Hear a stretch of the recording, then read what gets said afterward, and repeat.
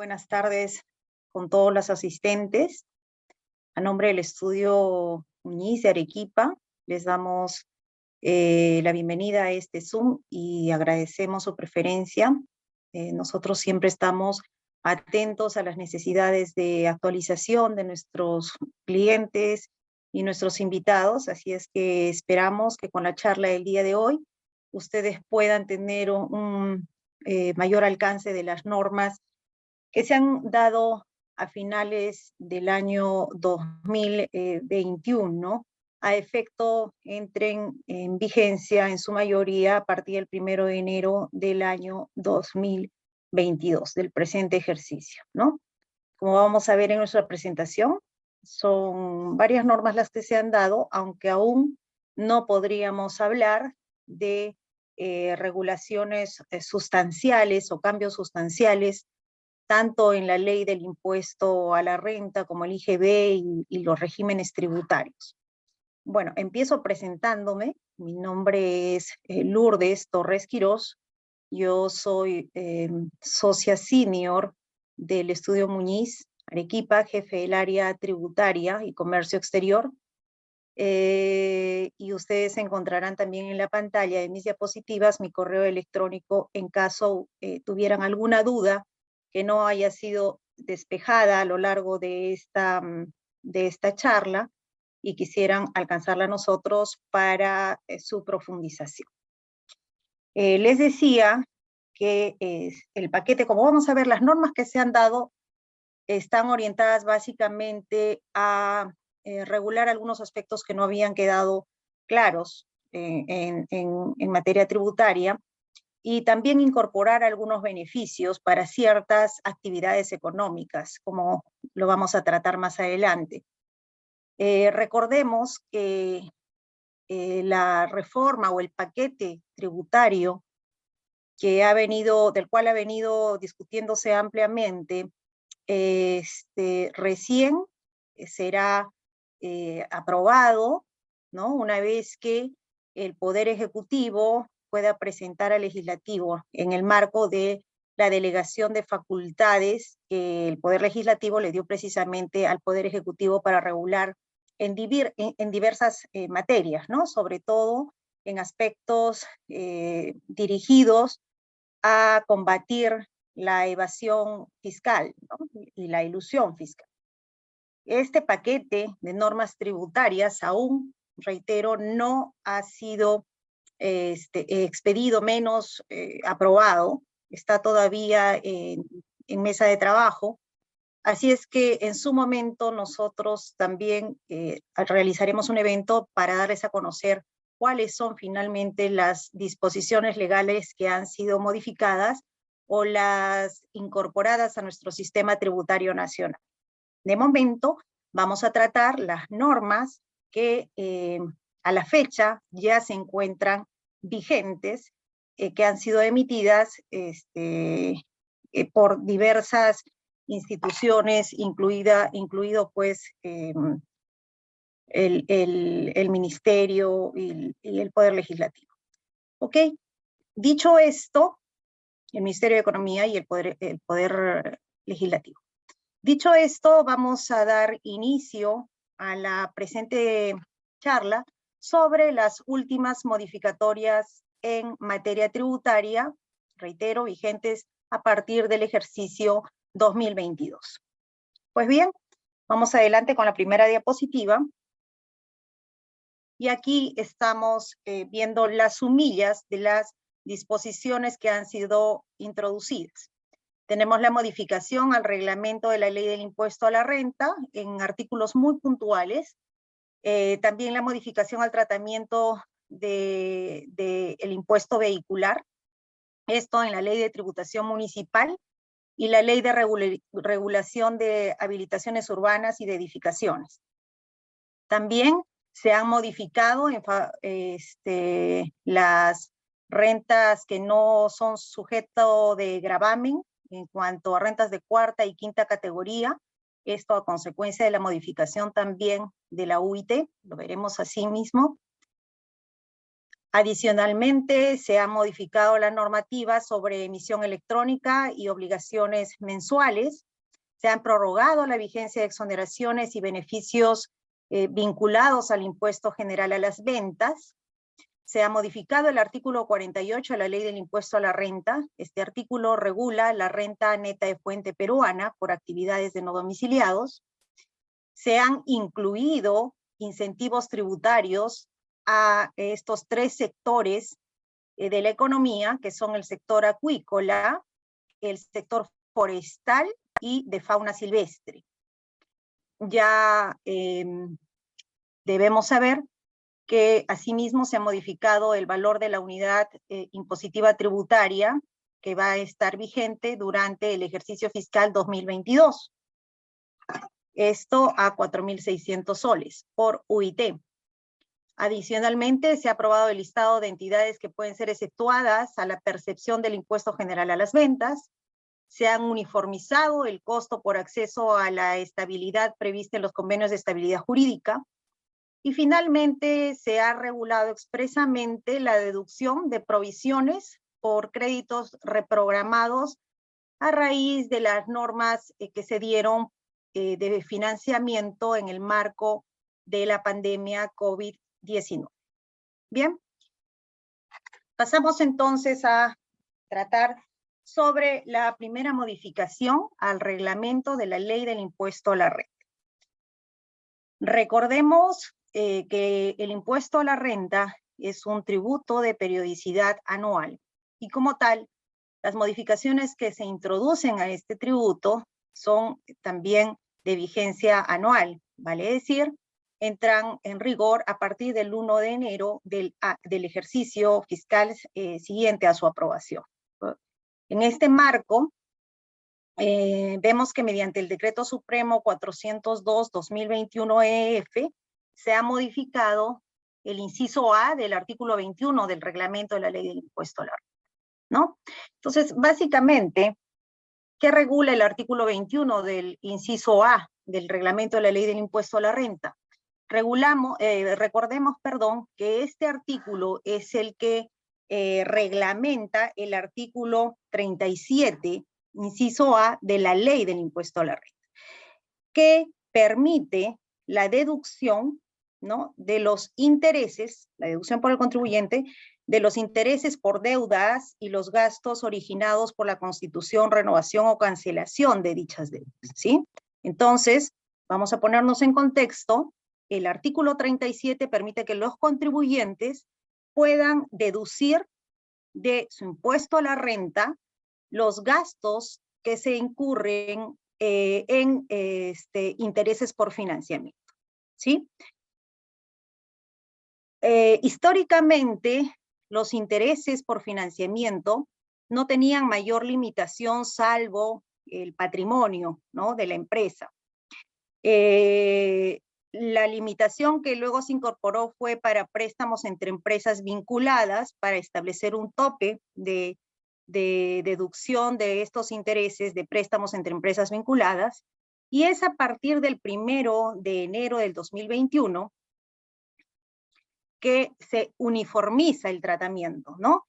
Y a partir de ese ejercicio, del ejercicio pasado, los intereses por todo tipo de préstamos, ya sea con partes vinculadas o con terceros independientes, señaló la norma que serían deducibles siempre que no excedieran el 30% del EBITDA del ejercicio anterior.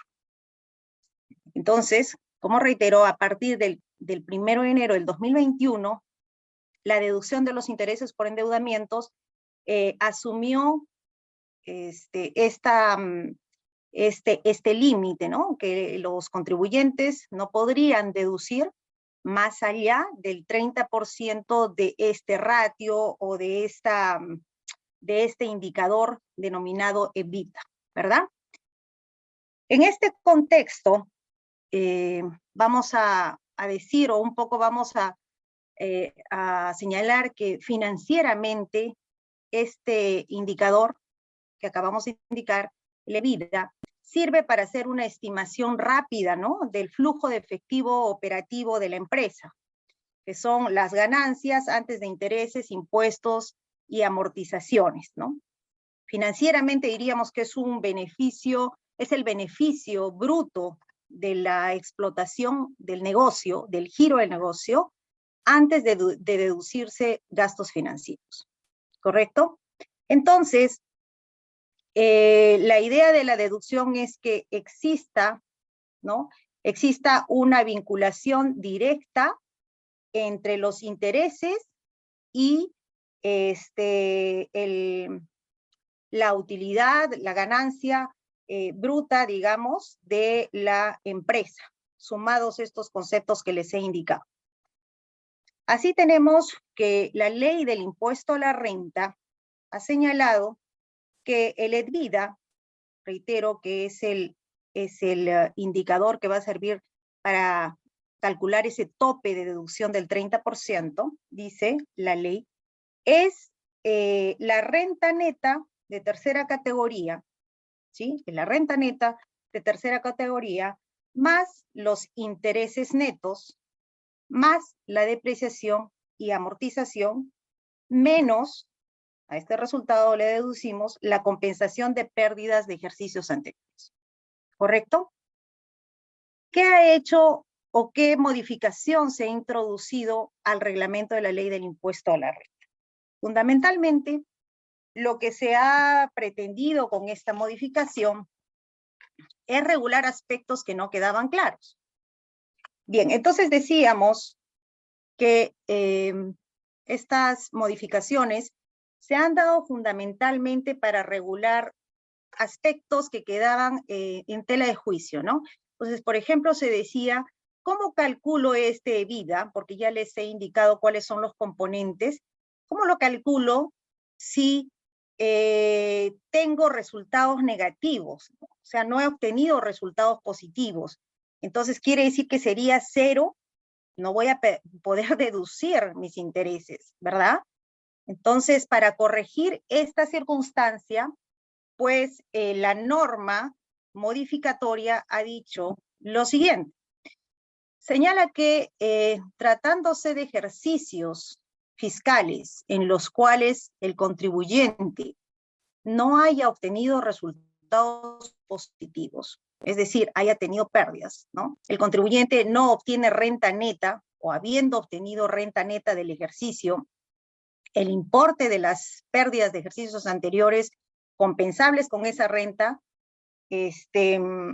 han generado que dicha renta neta sea igual o menor, ¿no? Entonces, en este caso, tenemos una renta neta del ejercicio que ha sido absorbida por las pérdidas de ejercicios anteriores.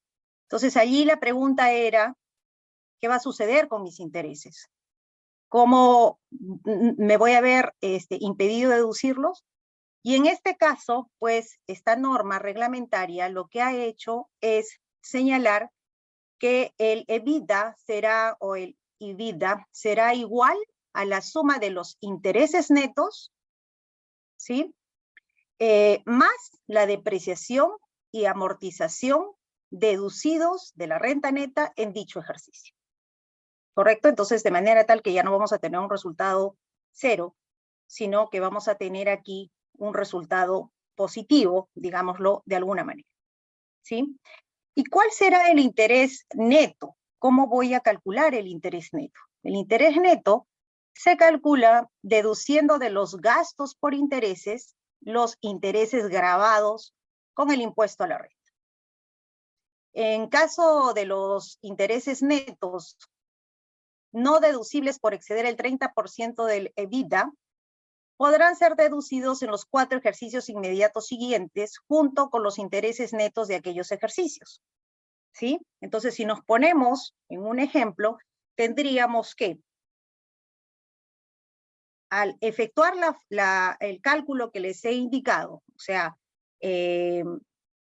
tengo el EBITDA que es resultado de la sumatoria entre la renta neta del ejercicio, el interés neto, la depreciación y la amortización que hubieran sido deducidos para determinar dicha renta.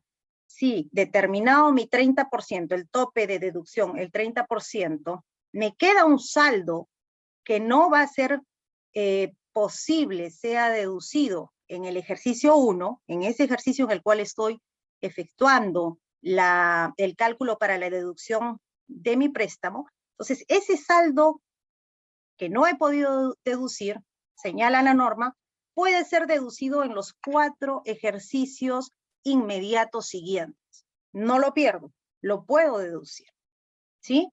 Junto a aquellos intereses netos que yo calcule a su vez en el ejercicio 2, el 3, el 4. ¿Correcto? Entonces son 4 ejercicios siguientes al ejercicio 1. Entonces, en estos casos, los intereses netos que no han sido deducidos se suman al interés neto, como indicaba, de aquellos ejercicios siguientes y solo será deducible en lo que no exceda al 30%. Recuerden ustedes que el límite es el 30% del EBITDA de la empresa. No puedo deducir mayores intereses a dicho porcentaje tope. Para esto se considera, cuando tengo estos intereses que provienen de del ejercicio anterior, por ser un remanente no aplicado en su momento, entonces debo considerar en primer lugar los intereses netos correspondientes al ejercicio más antiguo. Y siempre que no haya vencido el plazo de 4 años contados a partir del ejercicio siguiente al de la generación de cada interés neto. ¿Ok? Entonces, fundamentalmente, la modificación a la ley del impuesto a la renta ha sido, de manera de resumen, para precisar el concepto de la EBITDA y sobre todo regular qué sucede en los casos en que las empresas, los contribuyentes, no hayan obtenido resultados positivos en el ejercicio o habiéndolos obtenido, las las pérdidas compensables de ejercicios anteriores han generado que no tenga renta neta imponible. ¿Correcto? Entonces, en esta situación se ha regulado cuál es el procedimiento a seguir y adicionalmente se ha regulado qué sucede en el caso que en el ejercicio 1 no puede el contribuyente deducir el íntegro de los intereses por haber sobrepasado el tope del 30% del cual venimos comentando. ¿Ok? Para finalmente cerrar esta modificación, indicando cómo es que se va a realizar el cálculo en el ejercicio 1, 2, 3 y 4, posteriores al ejercicio 0, vamos a llamar, en el cual se hizo el cálculo inicial del tope máximo de deducción. ¿Correcto? Entonces, esto ha regulado la norma reglamentaria, la modificación.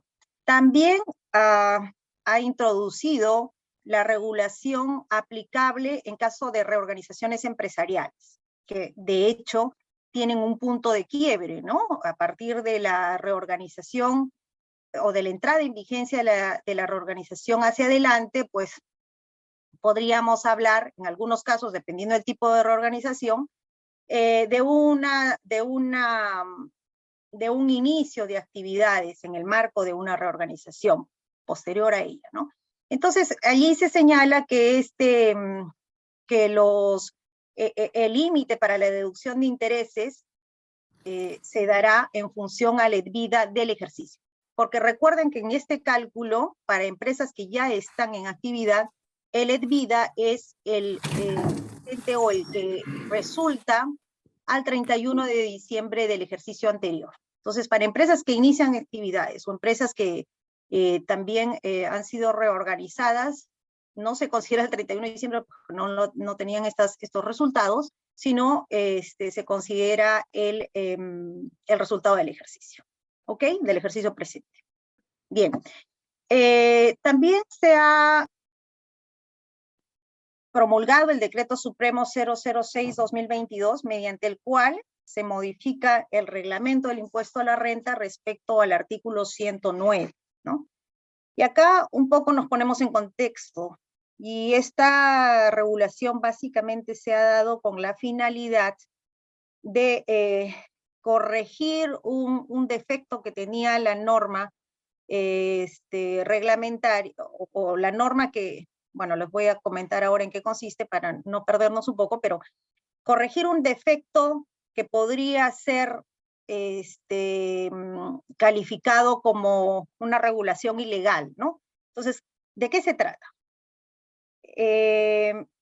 Mediante decreto legislativo 25883, se autorizó al Ministerio de Economía y Finanzas a negociar y suscribir con terceros países y en representación del Estado convenios bilaterales para evitar la doble imposición y prevenir la evasión tributaria, ¿no? Estos son los famosos convenios para evitar la doble imposición. Nosotros tenemos celebrados varios, y en este marco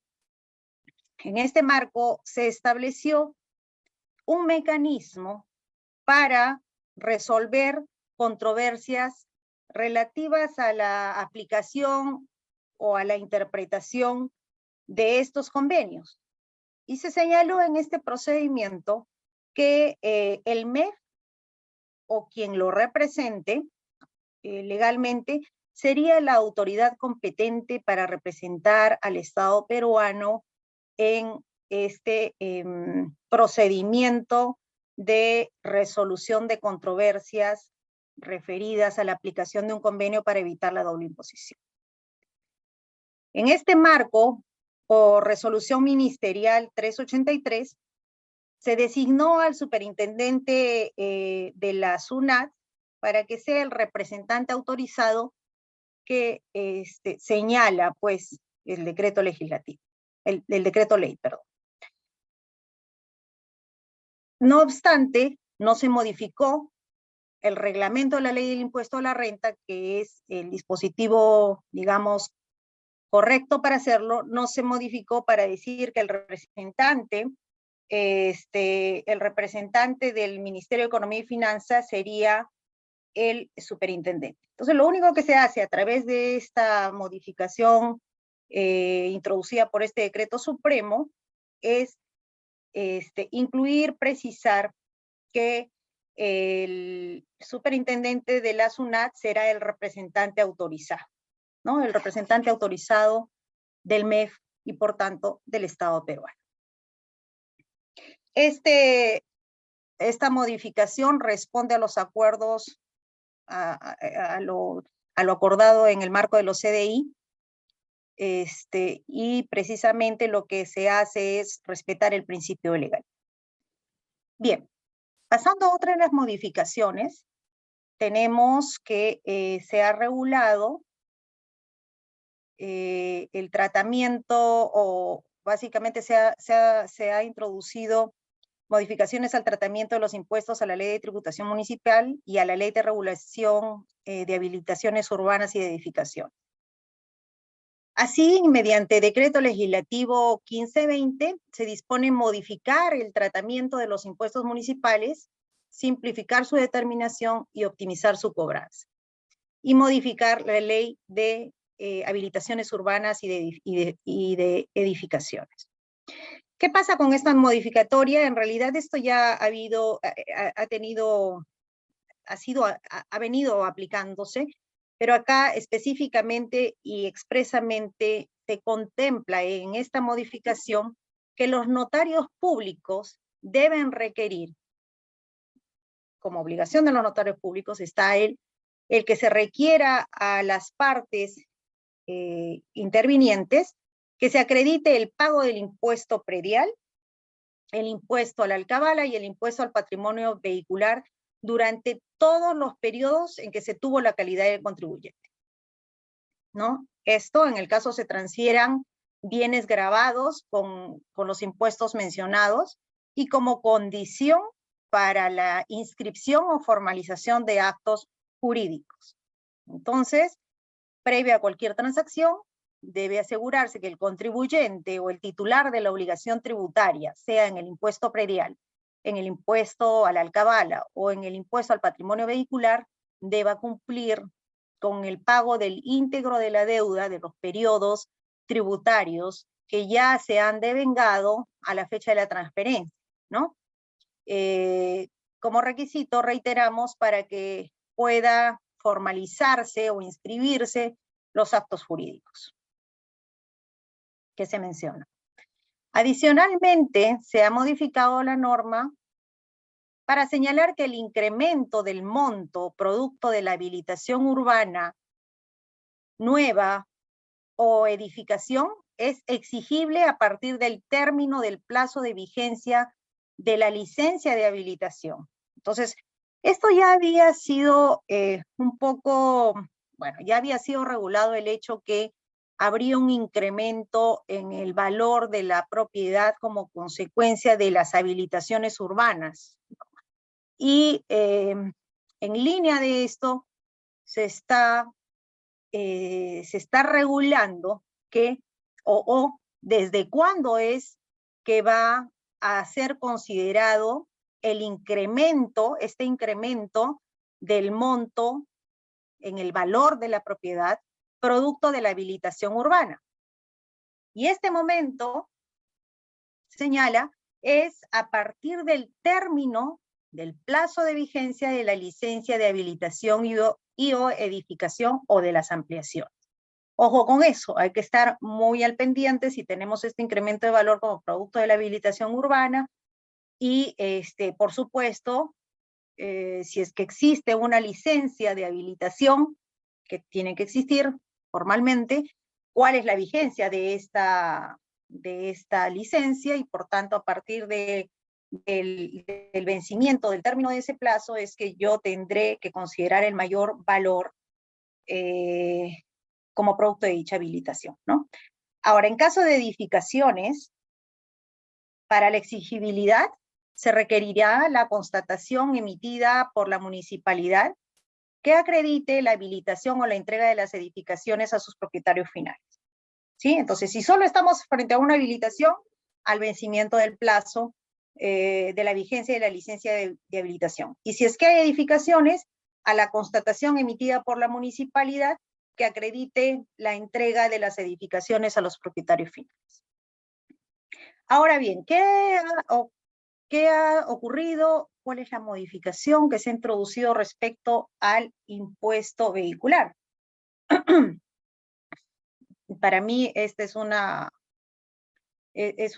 modificación importante precisamente porque se da en muchos casos, pero hay una ausencia de regulación y por tanto el impuesto vehicular seguía corriendo como si se tratara de un vehículo en perfecto estado de funcionamiento. Entonces, ¿qué dice la modificación? Dice que si un vehículo es robado, ¿no? O sufre un siniestro que reduce el valor afecto por lo menos a la mitad, obviamente, si es robado, pues estamos hablando de pérdida total, ¿no? Y en el caso del siniestro, tengo que acreditar que por lo menos el siniestro ha perjudicado el valor a menos de la mitad.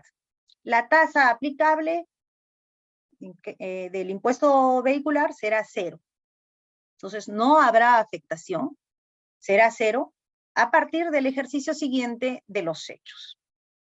Siempre y cuando, por supuesto, mantenga dicha condición, ¿no? O sea, si el vehículo robado ha sido recuperado o si el vehículo siniestrado ha sido digamos, ya no está en condición de desuso, sino más bien ya ha sido puesto en uso nuevamente. Entonces, allí es que se retoma el impuesto predial, por supuesto, siempre y cuando esté dentro de los años que están sujetos a gravamen, ¿no?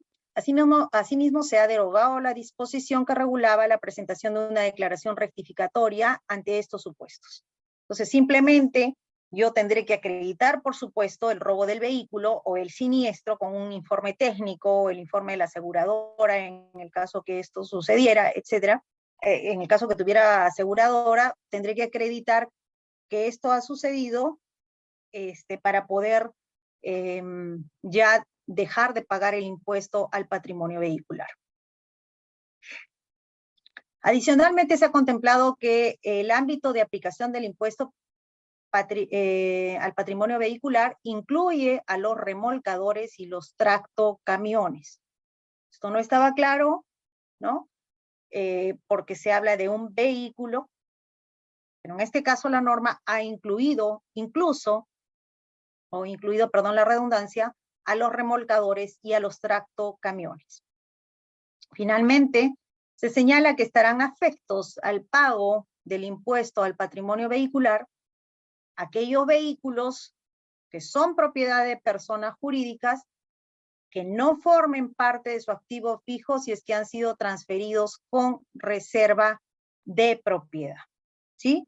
La adquisición se ha producido con un pacto de reserva de propiedad.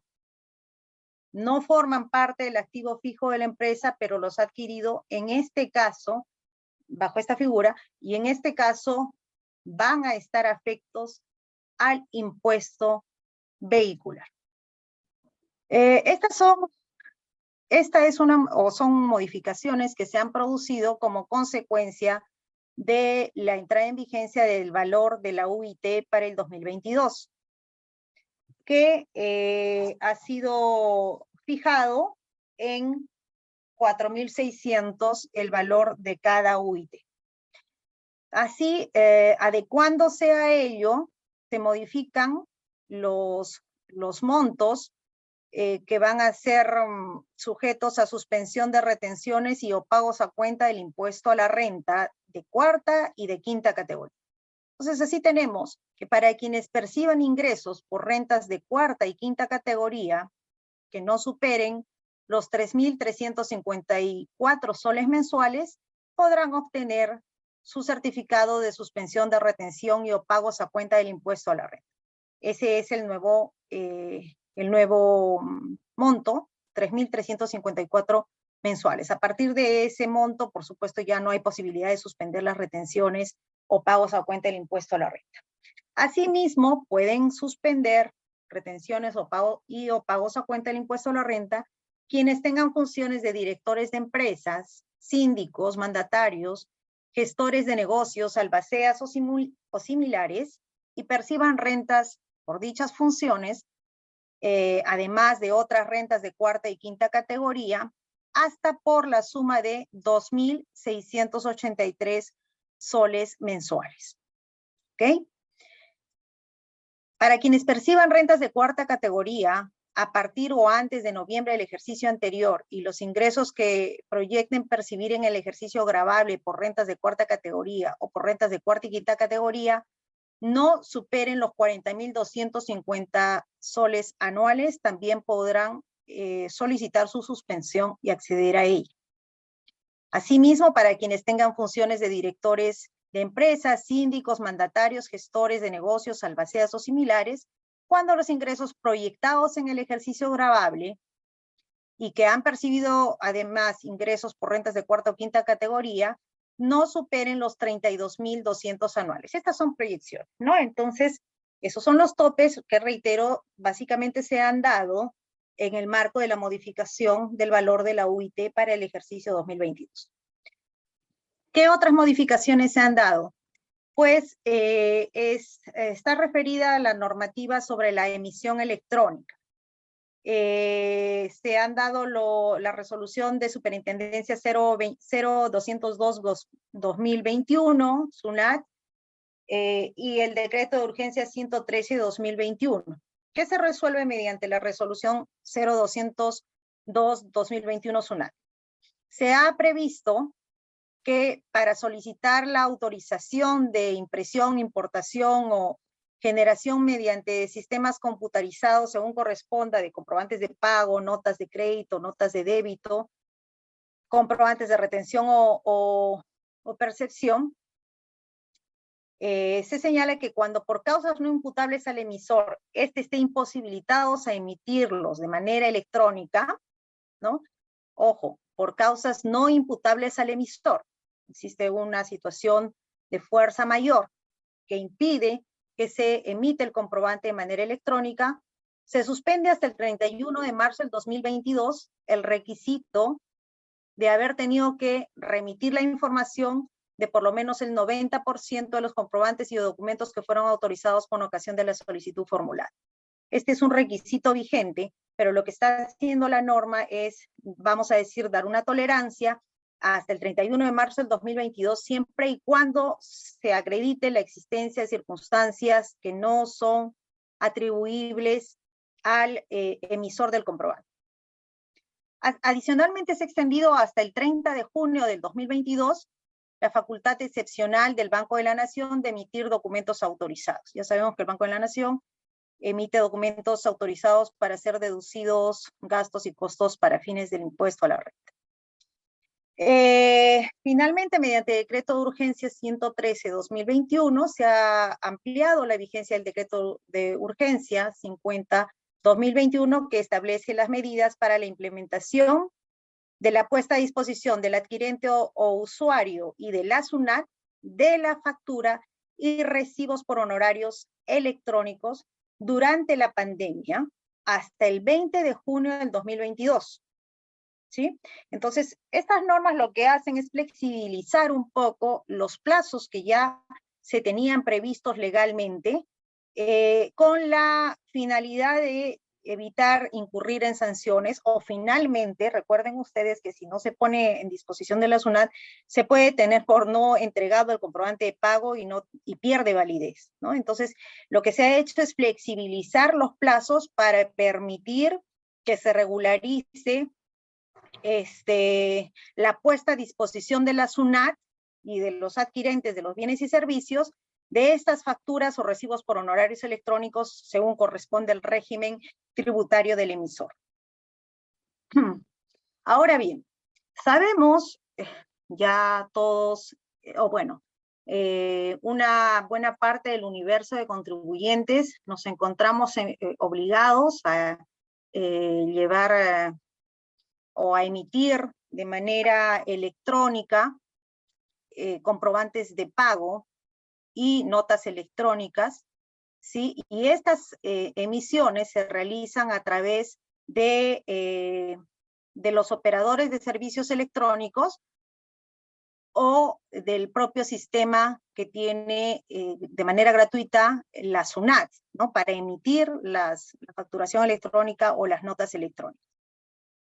En este contexto, mediante la resolución de Superintendencia 201-2021 SUNAT, se han modificado los plazos de envío de comprobantes electrónicos y también el cronograma de obligaciones mensuales. Bueno, ya todos debemos tener, quienes estamos vinculados a la tributación, pues debemos tener ya el nuevo cronograma de vencimientos mensuales. Entonces, no vamos a profundizar en eso, pero sí vamos a profundizar un poquito en cuáles son o qué regulación se ha dado para en lo que respecta a los plazos que tiene el contribuyente para el envío a la SUNAT y a los usuarios o compradores de los comprobantes de pago electrónicos, ¿no?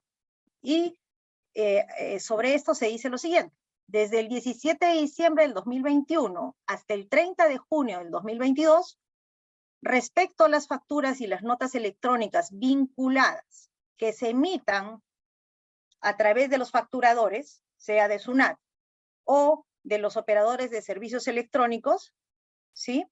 Se debe realizar la remisión a la SUNAT o al operador en la fecha de emisión consignada del comprobante. Ese es el principio, ¿sí? Ese es el principio. Y en ese sentido, se agrega que se tendrá como plazo máximo 3 días calendarios contados desde el día siguiente útil a la fecha de emisión consignada en el comprobante. ¿Okay? Entonces, la obligación es que se remita a la SUNAT, ¿no? Se remita a la SUNAT la información relativa a los comprobantes, a las facturas y a las notas electrónicas vinculadas. Entonces, ¿cuál es el plazo? Se tendrá como máximo 3 días calendario contados desde el día calendario siguiente a la fecha de emisión consignada en dicho comprobante o en dicha nota electrónica. ¿Qué pasa si se excede este plazo? ¿No? En caso de facturas, y notas emitidas por el sistema de emisión electrónico, lo que se señala es que esta remisión posterior al vencimiento del plazo no tendrá calidad, generará que el comprobante de pago no tenga calidad de factura electrónica ni nota de crédito, aun cuando hubieran sido entregadas al adquirente. Entonces, ojo con esto. Significa que el contribuyente puede haber cumplido con emitir el comprobante de pago, incluso puede haber acreditado la entrega al adquirente, ¿sí? Al adquirente del bien o del servicio que está consignado en el comprobante de pago. Pero si no cumple con reportar la emisión dentro de este plazo de 3 días, lo que va a suceder es que la factura electrónica y la nota de crédito van a perder validez, ¿sí? No tendrán la calidad de comprobante de pago o nota de crédito. Ahora, tratándose del sistema de emisión de operaciones de operadores del servicio electrónico, no podrá realizar la comprobación material de las condiciones de emisión de lo recibido y en consecuencia, lo que reciba no tendrá tampoco la calidad de factura ni de nota electrónica, aun cuando hubiera sido entregadas al adquirente. ¿Ok? Entonces, muy claros en ello, debemos cumplir religiosamente con el plazo, porque de lo contrario, aun cuando se haya entregado el comprobante de pago al adquirente o usuario, este perderá validez tributaria. Como todos los años, se ha prorrogado la vigencia de las exoneraciones y beneficios vinculados al impuesto general a las ventas. ¿Cuáles son? Primero, el decreto legislativo 783, que aprueba la norma sobre devolución de impuestos, que gravan las adquisiciones con donaciones del exterior e importaciones de misiones diplomáticas y otros. Perdón, ¿esto hasta cuándo se ha producido la prórroga? Se ha prorrogado hasta el 31 de diciembre del 2024, ¿sí? Hasta el 2024. Esta es la primera prórroga. La segunda es la exoneración del IGB por la emisión de dinero electrónico efectuada por las empresas emisoras de dinero electrónico, que están reguladas en el marco de la ley 29985, que es la que regula las características básicas del dinero electrónico como instrumento de inclusión financiera. Y finalmente, se ha prorrogado la vigencia de las exoneraciones contenidas en los apéndices 1 y 2 de la ley del IGB hasta el 31 de diciembre del 2022, que básicamente son una serie de bienes, la venta de bienes e importación de algunos otros, ¿no? Entonces, estas son las exoneraciones que han sido prorrogadas. Otras modificaciones que se han producido son la contemplada en el decreto legislativo 1518, que dispone la modificación del artículo 48 de la ley del impuesto a la renta. ¿Qué regula el artículo 48 de la ley del impuesto a la renta? Son las tasas especiales del impuesto a la renta, consideradas para determinadas actividades internacionales, ¿no? Y dentro de esto se dice que cuáles actividades internacionales son consideradas como generadoras de renta de fuente peruana y que por tanto deben tributar en el país. Y aquí se ha incluido un segundo párrafo de este artículo 48, estableciendo que las empresas no domiciliadas que vendan recursos hidrobiológicos, ¿sí? Estamos hablando de todo lo que es pesca, que vendan recursos hidrobiológicos altamente migratorios, extraídos dentro y fuera del territorio o del dominio marítimo del Perú, a empresas domiciliadas en el Perú, se señala que estas no domiciliadas generarán renta de fuente peruana igual al 9% de los ingresos brutos que perciban por esta vez. Es decir, una empresa no domiciliada realiza ventas a una empresa domiciliada en Perú, domiciliada en territorio nacional, de estos bienes o de estos recursos hidrobiológicos, sea que hayan sido extraídos del mar peruano o fuera del mar peruano, pero la venta se realiza a una empresa domiciliada, se indica que el producto de esta venta, ¿no?, los ingresos brutos que perciba la no domiciliada por esta venta estarán gravados con una tasa del 9% por impuesto a la renta. ¿Qué es lo que falta regular? Falta regular cuáles son esos productos o recursos hidrobiológicos altamente migratorios que señala la norma. Y por supuesto también lo previsible es que el adquirente vaya a asumir la condición de sujeto retenedor del impuesto para ser puesto a disposición del fisco, ¿no? Asimismo, mediante el decreto legislativo 1517, y también voy a mencionar, porque los beneficios son similares, y el decreto legislativo 1515, se han introducido beneficios puntualmente a ciertas actividades económicas. La primera es a la ley forestal y de fauna silvestre, y la segunda es a la ley de acuicultura. Como sabemos, esta última pues está referida a la crianza de peces y recursos hidrobiológicos, ¿no? Entonces, ¿cuáles son los beneficios? Primero, que se ha establecido tasas reducidas por 10 años del impuesto a la renta. El primer año es el 15%, o sea, se está reduciendo, no será aplicable la tasa del régimen general, sino una tasa especialísima del 15%, para empresas con ingresos menores a 1.700 UITs. Para tener una idea, les decía que la UIT en el ejercicio 2022 está fijada en 4.600 soles.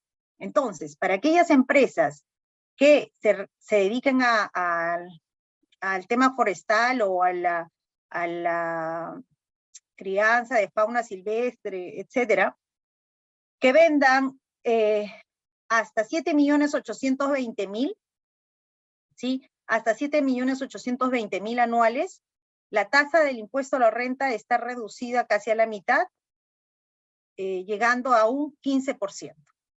¿Sí? Y de ahí se han establecido tasas progresivas que les voy a comentar en las diapositivas siguientes. Adicionalmente, se ha contemplado la posibilidad de una depreciación acelerada. Esto significa que las empresas que se dediquen a estas actividades van a poder depreciar aceleradamente, valga la redundancia, el costo de sus inversiones en obras de infraestructura destinadas al manejo y aprovechamiento forestal y de fauna silvestre, siempre y cuando estas inversiones se realicen hasta el 31 de diciembre del 2025.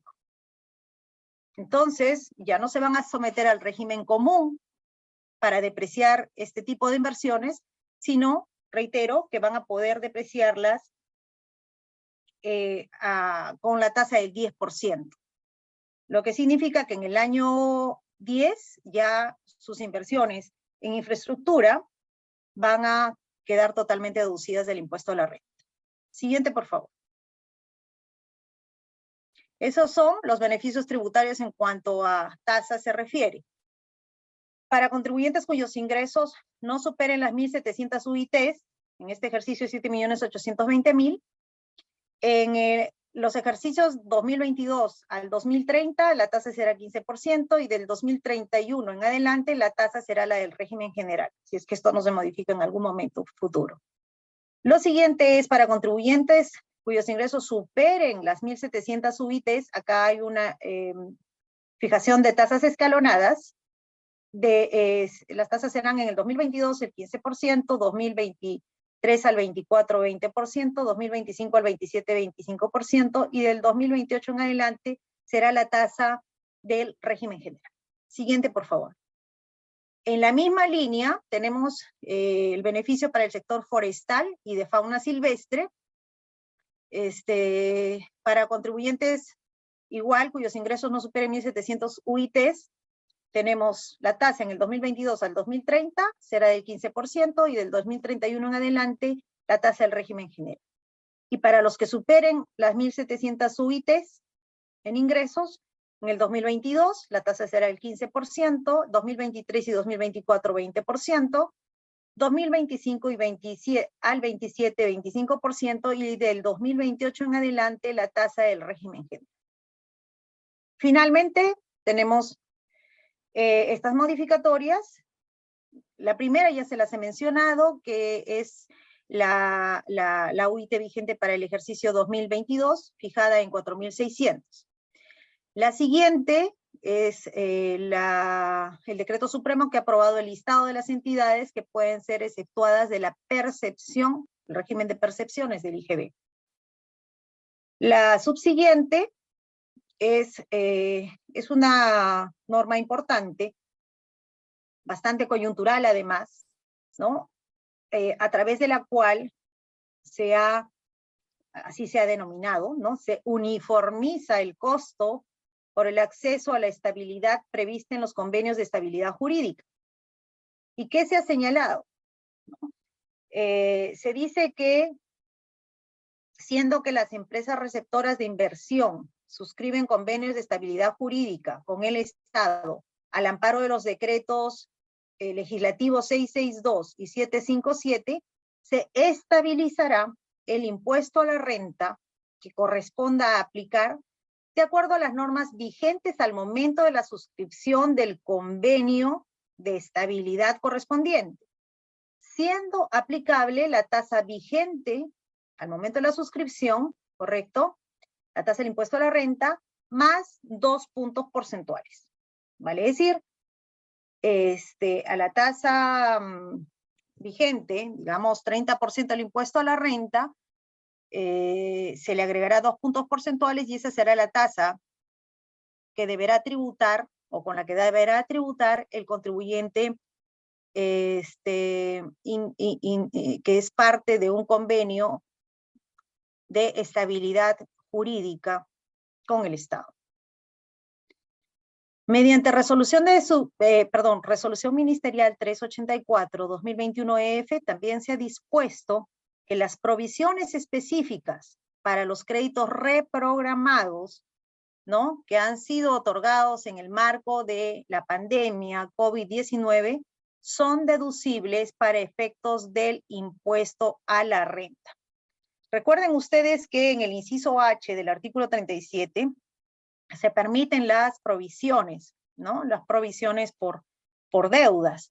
En este caso lo que se ha hecho es incluir específicamente a las deudas por créditos reprogramados, siempre y cuando estos créditos correspondan a la cartera de créditos de consumo, microempresa, pequeña empresa y mediana empresa, así como los contribuyentes deben ser deudores con clasificación normal. Ese es el requisito, su clasificación tiene que ser normal. Ello de conformidad, esta clasificación, con los alcances de la resolución de superintendencia 3922-2021. Entonces, en este caso de estas provisiones, serán deducibles por cumplir con los requisitos señalados en el comentado inciso H del artículo 37 de la Ley del Impuesto a la Renta, reglamentado por el 22 inciso E del reglamento, valga la redundancia, ¿sí? Entonces, estas serían fundamentalmente las modificaciones. Creo que ya no hay una más. Por favor, ya, sí. Las modificaciones que han sido reguladas durante finales del año 2021 con aplicación en el presente ejercicio. Reitero, este no es el gran paquete o el paquete que estamos esperando todos los contribuyentes, porque recién esto va a ser regulado en el marco de la delegación de facultades, que además, dicho sea de paso, han sido bastante restringidas, porque el Poder Ejecutivo justificó o pidió al Legislativo mayores facultades. O sea, en la agenda de los aspectos que pretendía regular el Poder Ejecutivo, habían un sinnúmero de modificaciones normativas, ¿no? Pero el Poder Legislativo las ha limitado a puntos muy específicos que igual están pendientes de regular. ¿Cuándo vence el plazo para que el Poder Ejecutivo presente las iniciativas? El 21 de marzo del 2022. Entonces, hasta esa fecha, no digo que esa va a ser la fecha en la que van a salir, pero hasta esa fecha tenemos para que las normas que esperamos se vayan dando y están referidas fundamentalmente, como he dicho, a la lucha contra la evasión fiscal, ¿no? Y la informalidad. Así que esperaremos e igualmente los invitaremos a un nuevo evento para hacerles alcance de las disposiciones que finalmente queden aprobadas y entren en vigencia según sea el tributo que vayan modificando o finalmente el código tributario, ¿no? Para lo que son facultades de fiscalización y o verificación tributaria. Entonces, sin más que decirles, yo quedo muy atenta, y mi equipo también, a las consultas que ustedes puedan tener para poder satisfacer totalmente sus dudas. Me pongo a disposición en mi correo electrónico ltorres@munislaw.com, ustedes lo tienen ahora en pantalla, e inmediatamente yo reciba o nuestro equipo reciba las consultas, procederemos a absolverlas una a una. Estamos viendo también aquí en el chat hay algunas consultas que igualmente van a ser absueltas a la brevedad, ¿no? Nuevamente agradecemos en nombre de todo el equipo del Estudio Muñiz Arequipa. Agradecemos su participación y los animamos a seguir acompañándonos en futuros eventos. Si ustedes desean también incluir sus recomendaciones, encantados de recibirlas. Ustedes pueden hacerla llegar a través del correo, el correo de invitación a este evento, ¿no? Y nos estaremos viendo en una próxima oportunidad. Sigamos cuidándonos todos y que sigan todos con bien. Muchas gracias. Eso ha sido todo. Que tengan buena tarde.